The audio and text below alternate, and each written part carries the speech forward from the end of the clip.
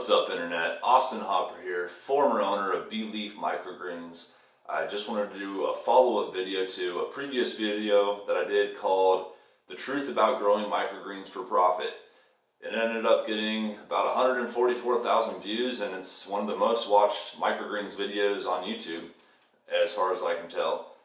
600 and something comments later, and I really didn't realize my video was going to be so controversial. It really wasn't intended to be that way at all, but it seemed like people were kind of split between loving it and hating it, and I really appreciate all the love that I got and support. A lot of the people that have actually tried growing microgreens or starting a small business know exactly what I'm talking about and some of the pitfalls that I fell into.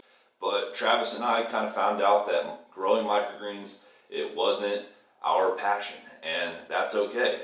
But I'm really proud of the fact that we were able to start that business knowing absolutely nothing about growing microgreens, and within about 6 months we were selling $8,000 of microgreens every single month.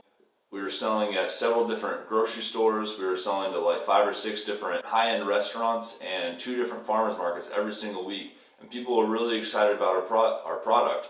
We just realized that town, it was not the right market. You need to have product market fit for any business. So it was kind of a choice between just closing down or still closing down and setting up in a bigger city with more fancy restaurants and more high-end grocery stores and trying it there. And we were kind of just doing some soul searching. It's like, do we actually want to do that? Do we like growing microgreens enough? Do we believe in this product enough to want to basically pack up everything and start up from scratch somewhere else? I'm so glad that we didn't decide to just keep going and keep plowing through and keep grinding, because even if we were successful in a new city, I really don't think we would be making that much money, and I think I would just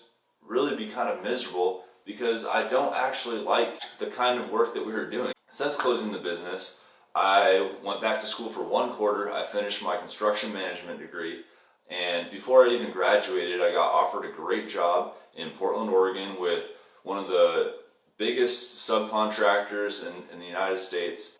I'm on the management team of this construction project. We got 90 guys in the field building a 17-story courthouse, and it's really challenging, but it's also a lot of fun. And I work my ass off there at least 50 hours every week, but I love it 90% of the time, which is better than maybe like the 25% of the time I was loving it doing microgreens. I know that we wouldn't have been making as much money selling microgreens as I'm making right now in my current job. And it's not all about the money. Like, I actually like what I do more than what I was doing growing microgreens. So the pay is more and I enjoy my day more. The things that I do miss about running the business is just being your own boss.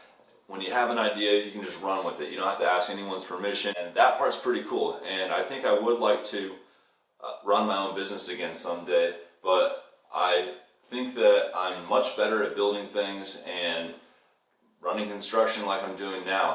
I'm learning so much every single day, and I've actually been able to use a lot of the skills that I learned running the microgreens business, just basically being resourceful and innovative and streamlining operations and thinking outside of the box. I've used all of those in my current job, and I've impressed a lot of the people that I'm working with. I lost about $4,000 on that microgreens business and spent a lot of time, but I know that I learned more in that 6 or 7 months that we were running our business than I did when I studied business in college for 2 years. Like, I learned so much in a short amount of time that $4,000 was worth every single penny, and I think it's already paid off in the 7 months that I've been working this job here in Portland. If you're out there growing microgreens and you love growing microgreens, maybe hopefully you'll keep at it. Hopefully you're in a better market. Hopefully you didn't spend as much on your startup costs, and hopefully you have a place at your own house to grow, so you're not throwing money at the landlord every month. We didn't do everything perfect, but I'm really proud of what we did and how fast we were able to grow in a short amount of time. It's a great experience, and I'm glad that I did it, and I'm also glad that I quit. So that's all for now.